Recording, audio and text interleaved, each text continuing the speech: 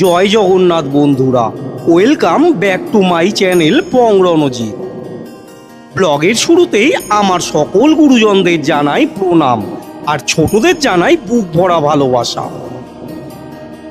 আপনারা কি জানেন, হুবহু পুরীর জগন্নাথ মন্দিরের মতোই দেখতে এক অসাধারণ মন্দির হয়েছে দমদম জংশনের স্টেশনের ঠিক পাশেই। শ্রীক্ষেত্র কলকাতার নতুন জগন্নাথ দেবের মন্দির। দমদমে অর্জুনপুর গোরক্ষবাসী রোডে সম্প্রতি প্রতিষ্ঠা হয়েছে প্রভু জগন্নাথ দেবের নয়া মন্দির, যা পুরী জগন্নাথ ধামের আদলেই নির্মিত। আজ আমি আপনাদের নিয়ে যাব সেই শ্রীক্ষেত্র বা প্রভু জগন্নাথ দেবের নয়া মন্দিরে।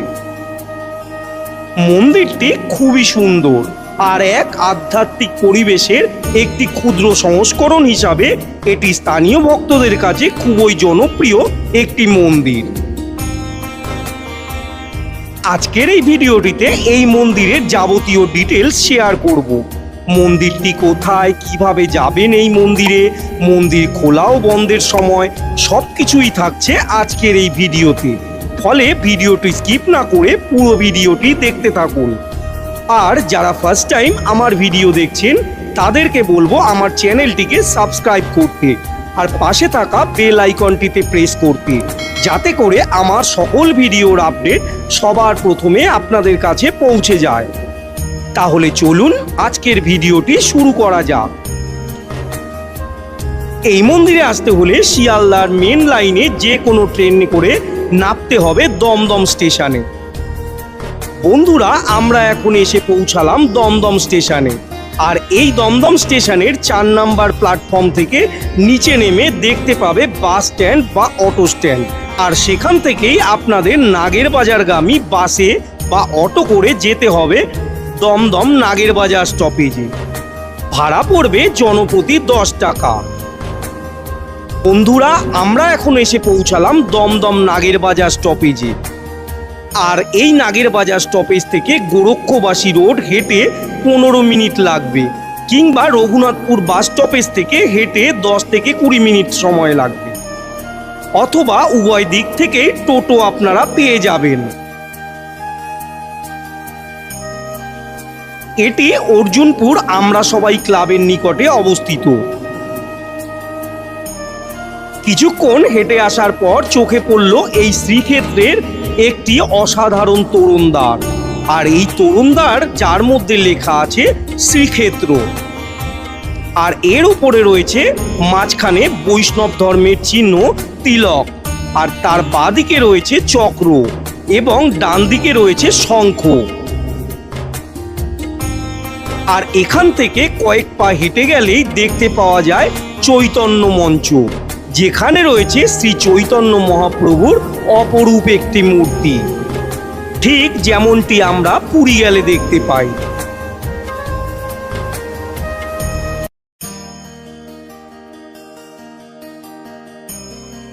আর এই চৈতন্য মঞ্চ থেকে কিছুটা হেঁটে গেলেই পৌঁছে যাবেন আজকের ডেস্টিনেশন, মানে দমদম শ্রীক্ষেত্র বা অর্জুনপুর প্রভু জগন্নাথ দেবের নয়া মন্দির।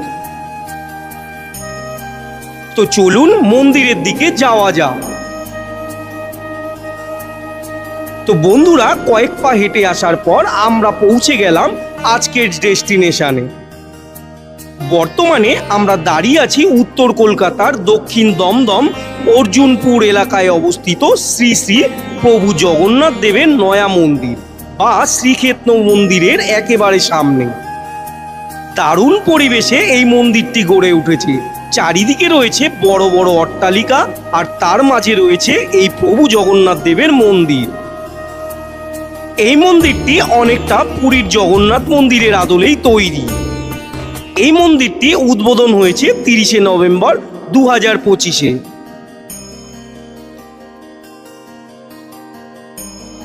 মূল মন্দিরটি একেবারে রাস্তার পাশেই অবস্থিত, আর মন্দিরটি রাস্তা থেকে কিছুটা ওপরে অবস্থিত। সম্পূর্ণ মন্দিরটি উড়িষ্যার শিল্পকর্মের দ্বারা অনুপ্রাণিত। মন্দিরের বাইরের দিকের দেওয়ালে রয়েছে অসংখ্য দেবদেবীর মূর্তি। ওড়িয়া শিল্পের অনুকরণে নানান ভাস্কর্য খুব সুন্দর করে ফুটিয়ে তোলা হয়েছে এখানে। আর তার কিছু নিদর্শন এখন আপনাদের সামনে আমি তুলে ধরছি। আপনারা দেখুন কি অপূর্ব শিল্পকর্ম, সত্যি দেখলে কিন্তু চোখ জুড়িয়ে যায় আর বারবার পুরীর কথা মনে পড়ে যায়। এই মন্দিরে ঢোকার আগে এই স্থানে আপনাদের পা ধুয়ে তারপর মন্দিরে প্রবেশ করতে হবে।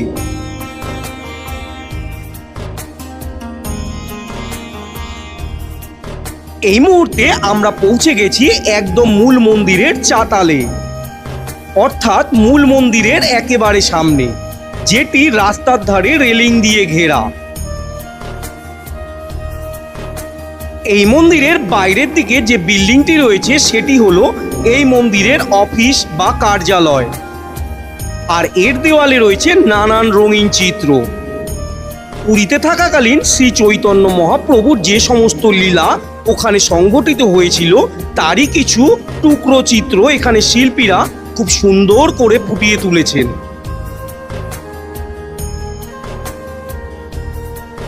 মূল মন্দিরের ওপরে রয়েছে নীলাচক্র, আর তার উপরে রয়েছে একটি ধ্বজা, আর একইভাবে জগমোহনের উপরে রয়েছে নীলাচক্র আর তার উপরে রয়েছে একটি ধ্বজা। বন্ধুরা, আমরা পুরীর মন্দিরে যেরকম দেখতে পাই পেছনে রয়েছে মূল মন্দির আর সামনে রয়েছে জগমোহন, ঠিক তেমনি এইখানেও দেখতে পাওয়া যায় সেই রকম। আর মূল মন্দিরের সামনে রয়েছে একটি অরুণ স্তম্ভ, ঠিক যেমনটা আমরা পুরীর মন্দিরে দেখতে পাই।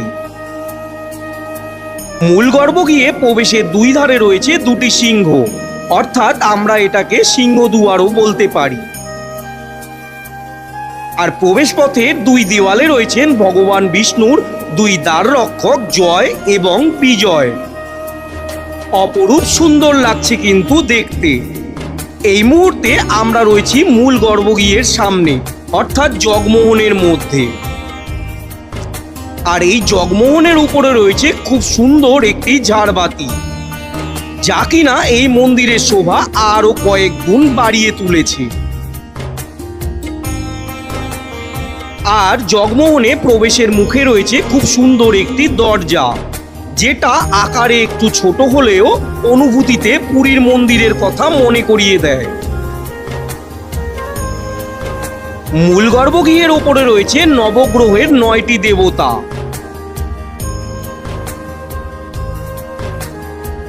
আর এর ঠিক বাঁদিকে রয়েছে হনুমানজির একটি মূর্তি, আর ডান দিকে রয়েছে সিদ্ধিদাতা গণেশের একটি মূর্তি।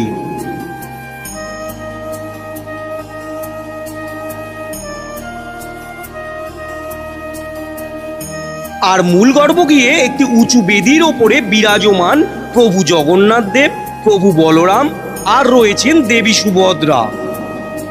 বৈষ্ণব ধর্ম মতে জগন্নাথ দেবকে শ্রীকৃষ্ণের এক বিশেষ রূপে পূজা করা হয়।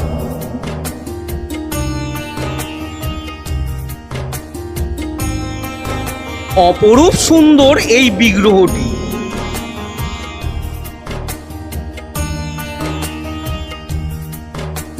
এই মন্দির খোলা থাকে সকাল 7টা থেকে দুপুর 12টা অবধি, আবার বিকেল 4:30 থেকে রাত্রি 9টা পর্যন্ত।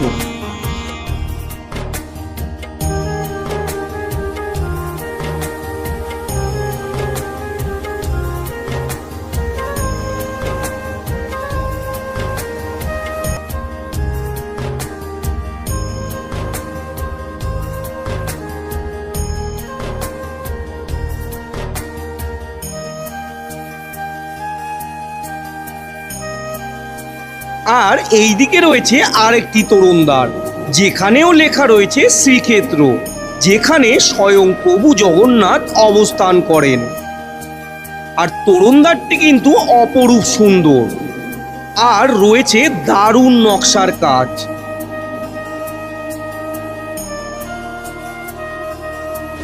তো বন্ধুরা, একদিন চলেই আসুন সময় সুযোগ করে এই মন্দিরে। জায়গাটি সত্যি খুবই সুন্দর এবং খুবই শান্ত। এটি খুব শান্ত, সুন্দর এবং একটি ভক্তিপূর্ণ পরিবেশ, যা আপনাকে আধ্যাত্মিক প্রশান্তি প্রদান করবে। আশা করি আপনাদের সকলের খুবই ভালো লাগবে। তো বন্ধুরা, আজকের ভিডিওটি এই পর্যন্তই।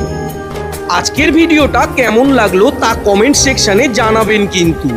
আর ভিডিওটা ভালো লাগলে একটা লাইক আর আপনাদের প্রিয়জনদের সাথে শেয়ার করুন।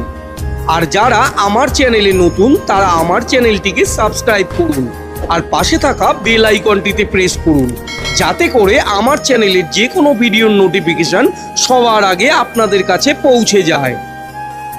তাহলে আজ এই পর্যন্তই, আবার দেখা হবে পরের কোনো ভিডিওতে। ততক্ষণ ভালো থাকুন আর সুস্থ থাকুন।